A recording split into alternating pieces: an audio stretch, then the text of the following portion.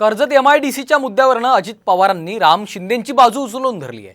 विशेष म्हणजे या MIDCसाठी रोहित पवार हे आक्रमक असताना अजित पवारांनी शिंदेंची बाजू उचलून धरल्यामुळे आश्चर्य व्यक्त केलं जात आहे। काय आहे अजित पवारांच्या या भूमिकेमागचं कारण पाहूयात या रिपोर्टमधून। कर्जत MIDC वरून काका पुतण्या आमने सामने। राम शिंदे सांगतील तिथं MIDC होईल। अजित दादांच्या वक्तव्यानं भुवया उंचावल्या। रोहित पवारांविरोधात अजित दादांचं राम शिंदेंना बळ।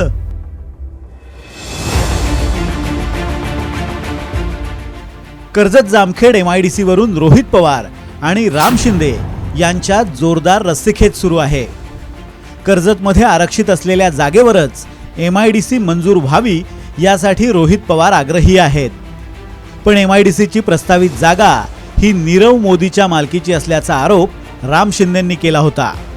त्यामुळे या जागेवर MIDC होऊ नये अशी भूमिका राम शिंदेंनी घेतली आहे। या संघर्षात आता रोहित पवारांचे चुलते असलेल्या उपमुख्यमंत्री अजित पवारांनी राम शिंदेंच्या पारड्यात आपलं वजन टाकलंय। राम शिंदे जो निर्णय घेतील तिथं MIDC होईल असं उत्तर अजितदादांनी दिल्यानं अनेकांच्या भुवया उंचावल्यात। MIDC करून तिथं तरुणांना तरुणींना रोजगार कसा मिळेल आणि गुंतवणूक कशी होईल याबद्दलचा प्रयत्न महायुतीचा चाललेला आहे आणि त्याच्यात आमचे तिथले सहकारी महायुतीचे आमदार राम शिंदे अतिशय बारकाईनं प्रयत्नशील आहेत। महाविकास आघाडी सरकारच्या काळात अहमदनगरच्या कर्जत तालुक्यातील पाटेगाव खंडाळा या परिसरातल्या 450 हेक्टर जागेवर MIDC उभारणीचा प्रस्ताव तयार करण्यात आलाय। या MIDCच्या माध्यमातून 20,000 स्थानिक युवकांना रोजगार उपलब्ध होणार आहे। त्यासंबंधीचा अंतिम GR काढण्यापूर्वीच सत्तांतर होऊन महायुतीचं सरकार सत्तेवर आलं। त्यानंतर MIDCचा हा प्रस्ताव रखडल्यानं रोहित पवारांनी पावसाळी अधिवेशनात जोरदार आंदोलन केलं होतं। या आंदोलनाची दखल घेऊन सर्व बाबींची तपासणी करून 3 महिन्यात निर्णय घेण्याचं आश्वासन उद्योगमंत्री उदय सामंत यांनी पावसाळी अधिवेशनादरम्यान दिलं होतं। दरम्यानच्या काळात कर्जत जामखेड MIDC साठी निश्चित केलेली जागा ही फरार हिरे व्यापारी नीरव मोदीची असल्याचा आरोप माजी मंत्री राम शिंदे यांनी केला होता। तर हा आरोप खोडून काढत जमिनीशी संबंधित सर्व कागदपत्र घेऊन समोरासमोर चर्चा करण्याचं आव्हान रोहित पवारांनी शिंदेंना दिलंय।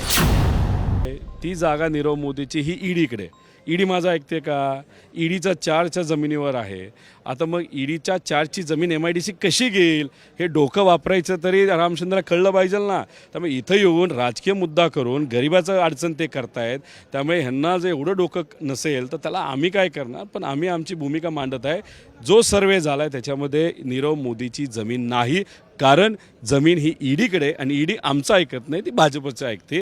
कागदपत्राची वगैरे चर्चा करायची आवश्यकता नाही। मेलेला सापाव कोण धोपटा घालणार? आता काय गेला एकदा कोण डिक्लेअर करायचा हा प्रश्न होता। सरकारने निर्णय केला, सरकारला दाखवा कोणचे कागद येते। माझ्या कागद त्यांनी ग्राह्य धरली, मान्य केली आणि त्या कागदपत्राच्या आधारे सरकारने ती जागा रद्द केली। पण MIDC होणार आणि MIDC करणार। 2019च्या विधानसभा निवडणुकीत पहिल्यांदाच निवडणुकीच्या रिंगणात उतरलेल्या रोहित पवारांनी त्यावेळी मंत्रिपदी असलेल्या राम शिंदेंचा तब्बल 43,347 मतांनी पराभव केला होता। विशेष म्हणजे 1995 पासून कर्जत जामखेड या मतदारसंघातून सलग 25 वर्ष भारतीय जनता पक्षाचा आमदारच निवडून आलाय। त्यामुळे हा पराभव भाजप आणि राम शिंदेंच्या चांगला जिव्हारी लागला आणि त्यानंतरच रोहित पवार विरुद्ध राम शिंदे असा संघर्ष इथं वारंवार पाहायला मिळतोय। त्यातच राष्ट्रवादीत पडलेल्या फुटीनंतर रोहित पवारांनी शरद पवारांसोबतच राहणं पसंत केलं।